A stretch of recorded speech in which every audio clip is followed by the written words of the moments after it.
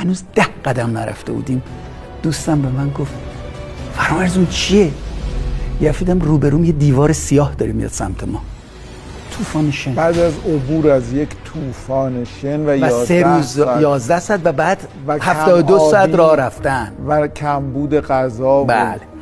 در زدم. بعد چند لحظه خانم اومد در وا کرد. رفتیم توی اتاق گلی. بعد شروع کردیم تعریف کردن که ما کی هستیم، از کجا اومدیم. خانم گفت چی میخوریم؟ ما خواستیم یه چیز خیلی خیلی پیش پا افتاده بگیم. گفتیم یه تخم مرغی به ما بدیم میخوریم. گفت ما 2 تا مرغ داریم گاهی تخم میذارن. تخم مرغ نداریم. بعد با همون لهجه‌ای که مال مردم سیستانه گفت بادمجون میخوری؟ گفتیم میخوریم. بادمجون. سریع روی علایالدین چیزو گذاشت، بادمجونو پوست کرد، ورقه کرد، اونو درست کرد، نون واسمون گذاشت. شاید خوشمزه ترین غذای زندگیمون و با مهربونی و خوشبخت‌ترین آدمای روی جهان، روی کره زمین. ولی نکته هنوز مونده. بعد گفتش خب بریم بخواب. ما کثافت بودیم دیگه، یعنی خاک خالی بودیم. رفتیم توی اتاق بغلی دیدیم لحاف و دوشک انداخته نو تمیز، ملافه سفید روش گذاشته. گفتیم آقا ما این تو نمیخوابیم، ما خیلی کثیفیم.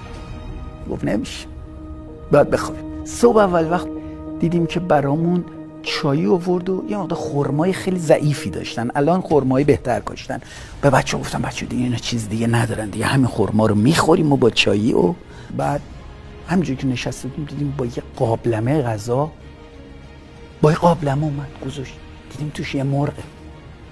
یکی از اون 2 تا مرغ کشته بود، همون شبونه پر کرده بود، پخته بود و واسه ما یه مقداری هم لپه روش بود با نون. کارش نمیشد کرد، نخوردنش بدتر از خوردنش بود. بعد اومدیم بریم دیدیم جورابای ما رو شسته، کفشای ما رو شسته. چه پنگ. این حجم از مهربانی. اون گوشه کویر اینها کشورشون رو آباد کرده بودن، با یه آب قنات کوچیک نخل سون درست کرده بودن. مصداق یک ایرانی که سرزمینش آباد میکنه، مهمون نوازه، مهربونه. اون چه که شما از یک انسان با فرهنگ میخواستین اینا داشتن.